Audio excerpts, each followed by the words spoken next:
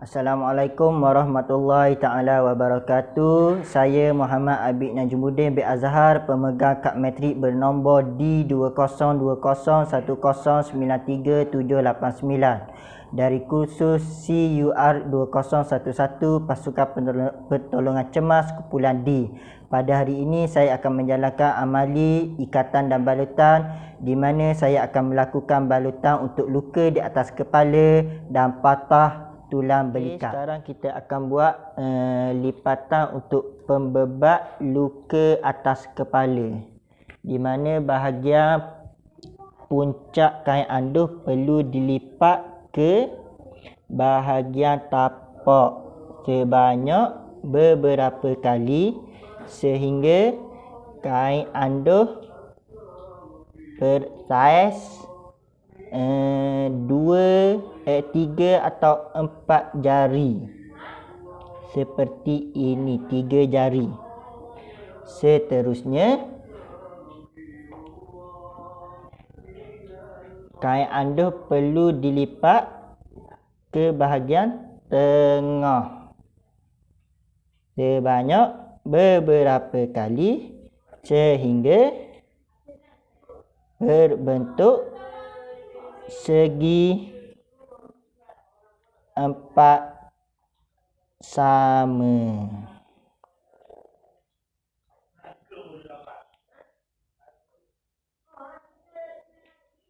Balutan luka atas kepala, kita memerlukan 2 kain anduh, di mana kain anduh pertama sebagai pembebat dan kain anduh kedua sebagai pembalut. Okey. Di sini kita ada contoh seorang mangsa yang luka di bahagian atas kepala. Pertama kita perlu lakukan ambil kain pembebat dan letak di atas luka dan minta mangsa untuk pegang atau tekan sedikit. Seterusnya kita perlu buka kain anduh kedua, iaitu kain anduh pembalut, dan letakkan di atas kepala mangsa dari bahagian belakang sehingga tertutup bahagian mata, dan minta mangsa untuk lepaskan. Okey, cik boleh lepas. Seterusnya kita lipat kain anduh sehingga bahagian kening mangsa. Dilipat sehingga bahagian kening mangsa dan tarik kain anduh ke belakang. Tarik kain anduh ke belakang dan pastikan kedua-dua telinga mangsa di bahagian kiri dan bahagian kanan tidak tertutup. Seterusnya pastikan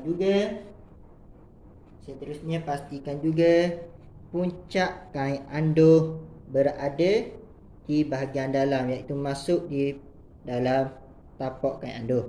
Seterusnya tapak kain anduh di bahagian kiri perlu diputar ke bahagian kanan dan bahagian kanan perlu putar ke bahagian kiri. Seterusnya tarik sedikit kain anduh dan teruskan putaran kain anduh ke depan, di mana di bahagian depan, iaitu bahagian atas kening mangsa perlu diikat dengan ikatan buku sila. Ikatan buku sila, tali kain anduh dari bahagian kanan berada di atas kain anduh dari bahagian kiri, dan kain anduh bahagian kanan masuk ke dalam, naik ke atas,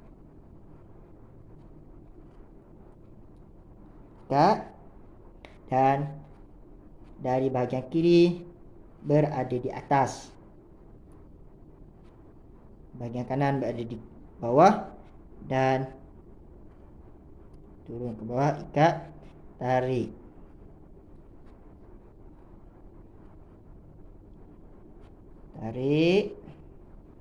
Seterusnya kemaskan di bahagian belakang. Tarik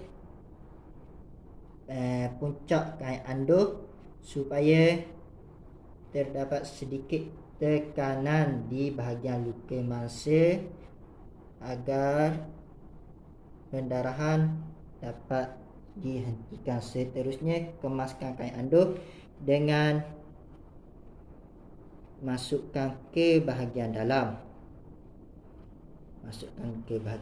Begitu juga untuk hujung kain anduh, hujung lebihan ikatan tadi kita masukkan ke bahagian dalam di bahagian kiri dan bahagian kanan.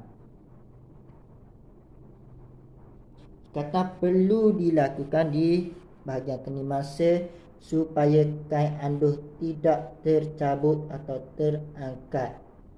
Untuk memastikan ikatan ini adalah ikatan buku sila, saya akan buka ikatan ini dengan cara tarikkan ikatan. Okey. Balutan untuk patah belikat, kita hanya memerlukan satu kain anduh sebagai pembalut. Di sini terdapat seorang contoh mangsa yang patah tulang belikat. Cara pertama, kita perlu angkat tangan mangsa setakat mangsa boleh angkat, jangan paksa. Lepas tu minta mangsa untuk pegang tangan tersebut dan kita buka kain anduh dan letakkan kain anduh secara menegak di atas tangan mangsa. Dan pastikan puncak kain anduh berada di berdekatan siku mangsa, di bahagian siku mangsa, dan tapak kain anduh yang berada di atas jatuhkan ke bahagian belakang, dan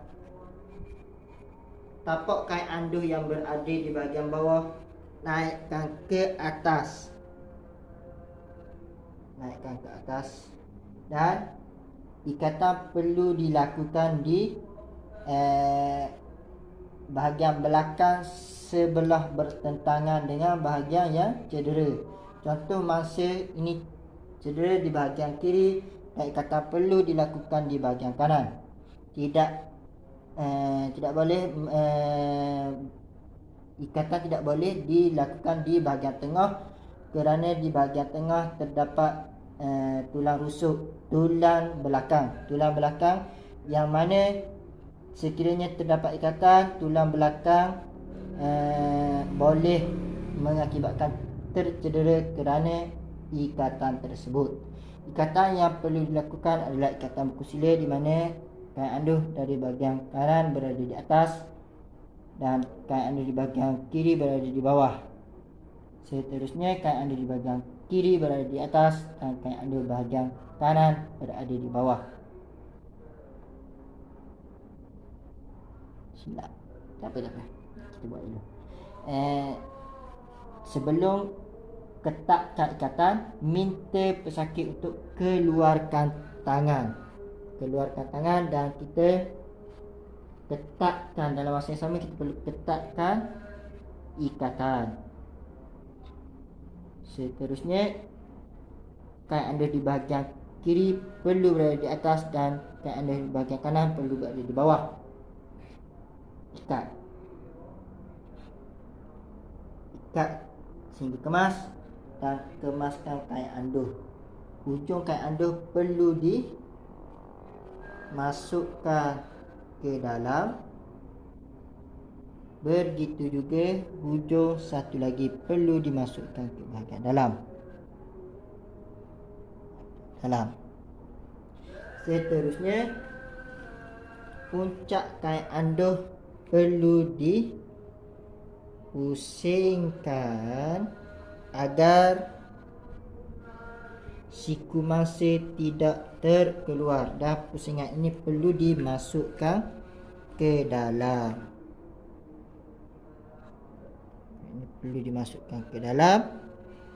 Dan seterusnya, kita perlu mengeluarkan sekurang-kurangnya satu jari mangsa, iaitu ibu jari, supaya kita boleh periksa sama ada aliran darah mengalir dengan baik dengan cara menekan kuku mangsa.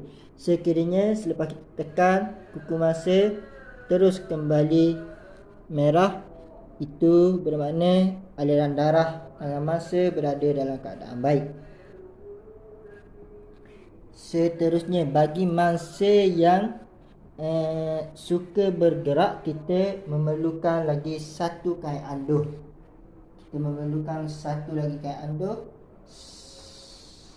untuk diikat di bahagian siku mangsa. Ikat di bahagian siku mangsa ke, angkat tangan sikit, ke bahagian bawah ketiak. Bawah ketiak, di mana ikatan yang perlu dilakukan adalah ikatan buku sila. Kiri di atas kanan, masuk dalam dan ikat. Jangan terlalu kemas. Dan kanan di atas kiri, ikat.